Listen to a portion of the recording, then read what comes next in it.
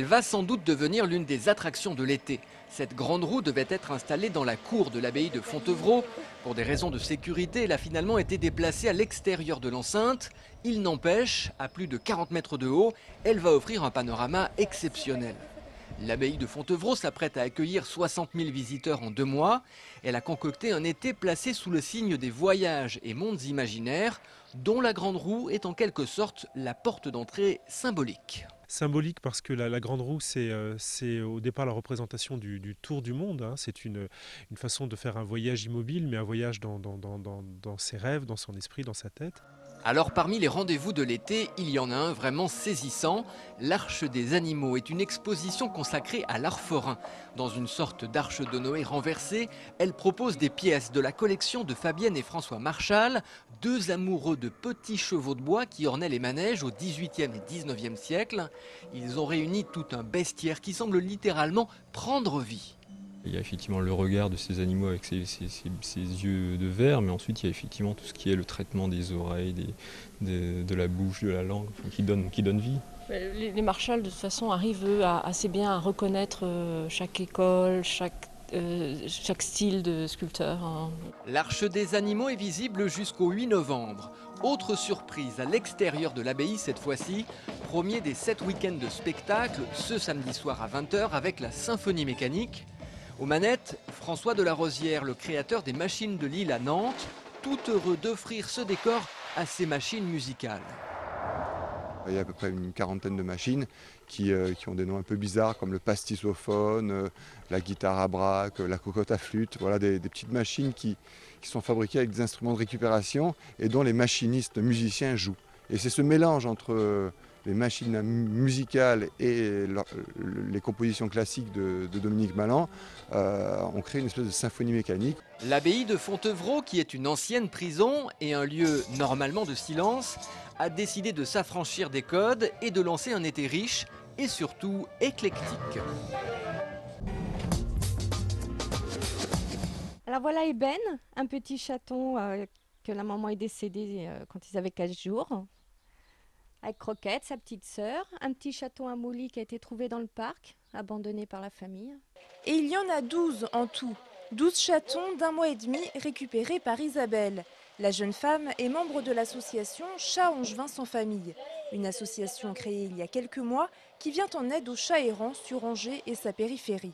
Nous, on essaye de les placer dans les familles d'accueil et ensuite les chats sont sociabilisés. Les chatons et les chats qui sont très sociables, donc on les fait adopter. Là, en ce moment, c'est vrai que c'est pas la bonne période parce que c'est les vacances, donc c'est plutôt les abandons que les adoptions. Donc là, on aurait vraiment besoin d'adoption, hein, parce que là, au niveau de l'association, ça devient critique. Hein. Et avec près de 65 chats à placer, c'est un vrai cri d'alarme lancé par Marie. La solution, transitoire, ce sont des familles d'accueil, comme Isabelle. 12 chatons à s'occuper, cela nécessite un minimum d'organisation.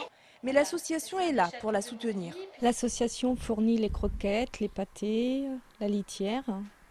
Donc là-dessus, les familles d'accueil n'ont rien à débourser, mais évidemment, il y a toujours des petits plus qu'on a envie de faire. Cette prise en charge a un coût financier. Chaque mois, l'association dépense près de 2 000 € en nourriture et soins vétérinaires. La présidente souhaiterait un partenariat avec la ville d'Angers pour stériliser les chats afin de réguler leur démographie. Aujourd'hui, 15 chatons et 15 chats adultes cherchent une famille d'adoption. Pour en savoir plus, rendez-vous sur le site internet de l'association.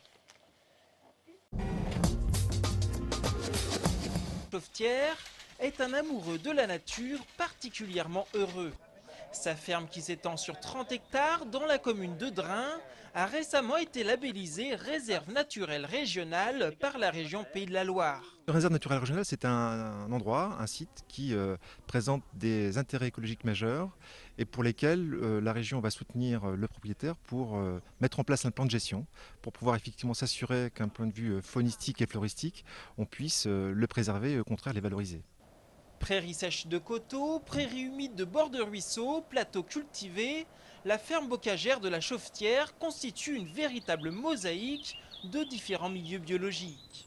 Au total, ce sont plus de 500 espèces végétales et animales qui ont été recensées ici. Mais l'équilibre de ces milieux est bien fragile et ne tient qu'à un fil. Le prenons l'exemple des papillons qui vont pondre leurs œufs sur une plante particulière. Si l'on coupe cette plante, l'année suivante, le papillon aura disparu. L'intérêt de la réserve naturelle est de pouvoir gérer en fonction des espèces intéressantes. La ferme de la Chaufetière est la première réserve naturelle régionale créée en Maine-et-Loire. 5 autres existent dans la région Pays de la Loire et 19 sites ont déjà fait la demande de labellisation. Si vous souhaitez visiter la ferme à votre tour, c'est possible par petits groupes. Sylvain Aubry, le propriétaire, et Florent Onneau pourront alors vous délivrer quelques-uns des secrets des espèces rencontrées sur le site.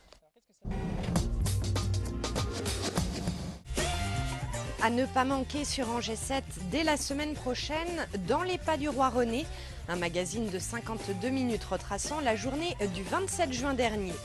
Plusieurs centaines de bénévoles ont rendu hommage au bon roi d'Anjou, dont on fête cette année le 600e anniversaire de la naissance. Un événement qui s'est préparé pendant des mois et qui a donné lieu à des spectacles en tout genre dans la vieille ville d'Angers et aux abords de son château. Dans les pas du roi René, c'est donc à voir sur Angers 7 à partir du jeudi 16 juillet à 20h30 et puis aussi sur notre site internet www.angers7.fr.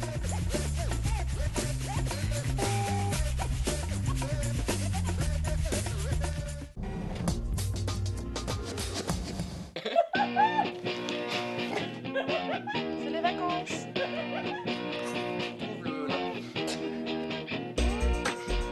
Ce qu'essaie de vous dire désespérément la rédaction d'Angers 7, c'est... Bonnes vacances. Bonnes vacances. Et oui, l'équipe du 7 minutes prend un repos bien mérité et revient à la rentrée regonflée à bloc. Bonnes vacances.